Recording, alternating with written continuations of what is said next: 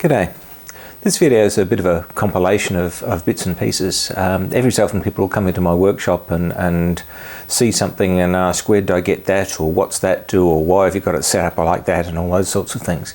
And so this is just a collection of a few of those things which might help you out of a jam, because I've done these things for a reason. Sometimes I just on the machine and that's how it works, but it works really well, so I've left it. But that's what this one's all about. This is one of the more obvious things that people see, and I've got these handles on my mill and also on a couple of the axes of my surface grinder. And the reason for that is that the standard handles that come on stick out about that much. So similar to that, and that's 120. But the nice thing about these is they fold in a tight space. That 120 is a handy gain.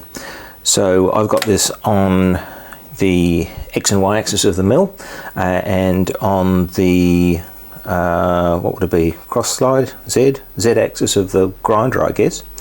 Added bonus is these things swivel, they're nice in the hand. You can make your own. The basis is that there's a conical seat there, there's a conical part here, and that's spring loaded, if you can see that. And so that will spring in and then nest in that. You can also get these things that will automatically fold in, sort of a safety handle arrangement. But anyway, worth thinking if you're short on space. I get mine from DD Barry, not sponsored or anything like that, but they do the job, and as I said, you could make your own as well. The next thing that's noticed on the mill is this, what would you call it, chip guard.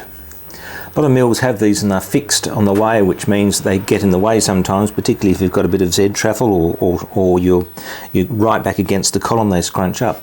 This one, and it was fitted to the mill as is just a conical plunger, like so, and that just fits on the way.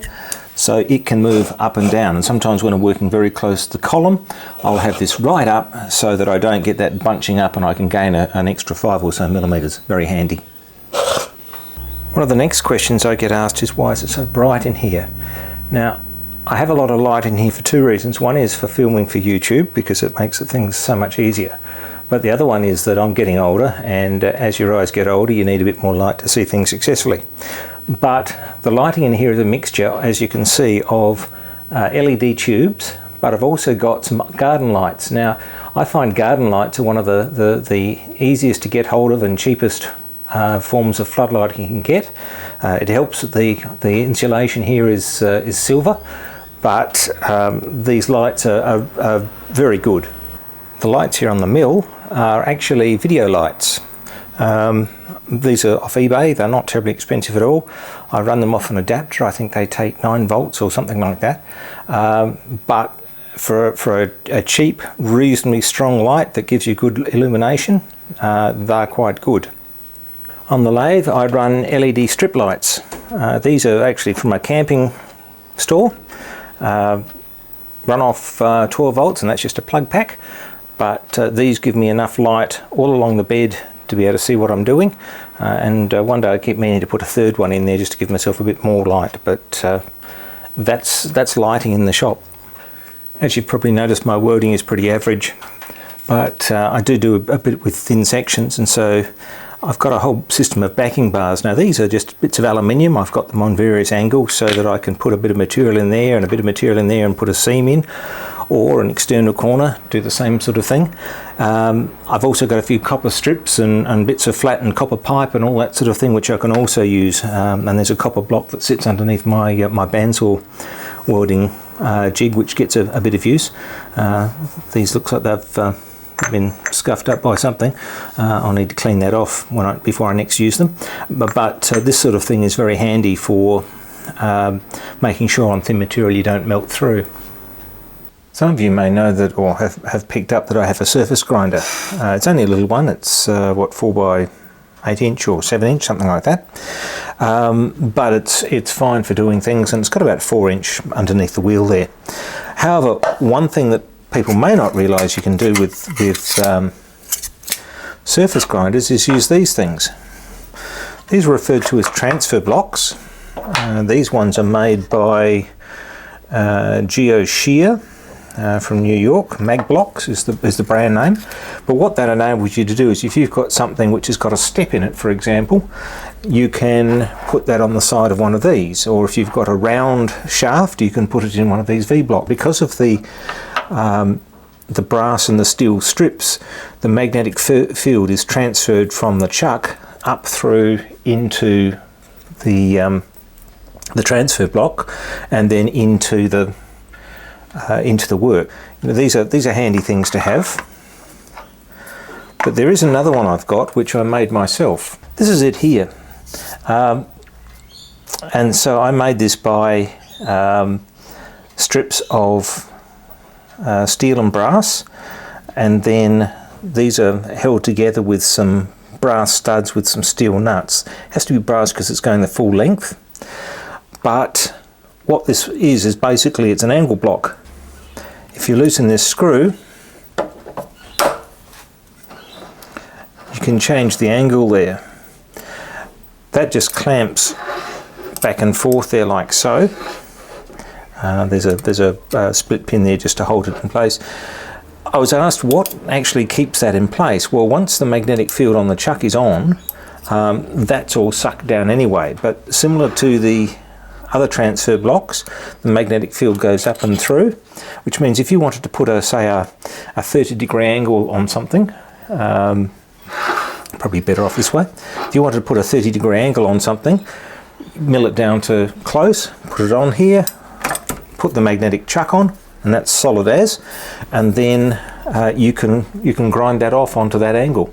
So that's another one of those little things that people don't necessarily know about, don't talk about, but handy to have. If I have to repeat measurements and that sort of thing, sometimes on the DRO I'll actually write down my target measurement so that I don't have to keep referring to a drawing or whatever. When I'm looking at the readout here, I've got the number that I'm aiming for directly above it, or in the case of the Y, although I don't often zero in on the Y, I can compare the two without having to shift my gaze too much. Another thing that I write down, and this is getting a little bit faded, I should really go through and renew it, but I've actually got the diameters of cutters in steel that those speeds suit, and that's just to help me when I've got a 19mm or a 20mm cutter. I can come here and say, well, that's a 20mm cutter in steel. I'm cutting some stainless, I need to halve that, or I'm cutting aluminium, I can go up to something a bit higher if I want to, all that sort of thing. It just takes away looking up a lot of stuff. It makes it easy to find because it's right next to it. This is another example of that. This is the flow meter on the TIG welder, and I know that the gas flow, most texts will tell you the limits between it. And so what I've done is I've drawn a couple of text lines here, and that way when I purge the line at the start of the run, or I'm not quite sure whether I've got the right gas, I can look around, and if the ball is between those two lines, I know that I'm around about right. I mean, there are times when I go above that for whatever reason, but there's another visual, I guess, management clue as to, are you around about where you need to be without having to consult books, read dials, all that sort of stuff. Sadly, I'm never going to see the right side of 30 again, or 40, or even 50. So one of the things that I do find very handy are these. Now, these are safety glasses, but they've got a bifocal lens in them, which means I can wear these when I'm out here in the shed for machining, all that sort of thing. I'm fine, but if I need to read a drawing or a book or something, I can do that without having to swap glasses around the place. Having said that, I also have a pair of these in the shed. These are cheap reading glasses from, supermarket, chemist, whatever of your choice. I wear these when I'm welding, and these are actually a power higher than my reading glasses, and that just helps you see the weld a little bit better. So if you're like me and your eyesight isn't what it once was, or it's never been what it should have been, come couple of worthwhile things there. One is the reading glasses for doing things like welding, but the second one is have a look around the place for safety glasses with a bifocal lens. You won't find them at hardware shops. You'll have to go to a special safety place, but they'll probably have them, and you'll think they're absolutely wonderful.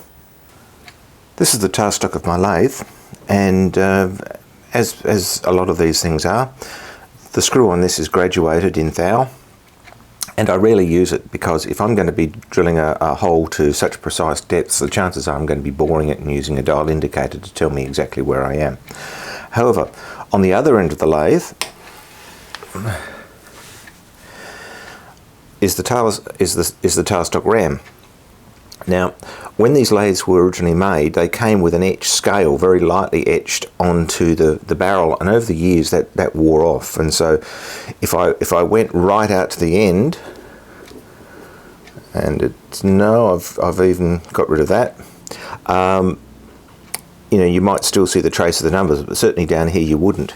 So what I did was I actually got a rule in tenths, cut it into a piece here, and then put a slight rebate into the ram, glued that on with Loctite 641, and this was many years ago and it's still there, so the Loctite is holding, and that gives me my you know, a good idea of the extension of the ram. Now this is in tenths, and that's very handy because a tenth of an inch is roughly 2.5 millimeters, 2.54 to be exact.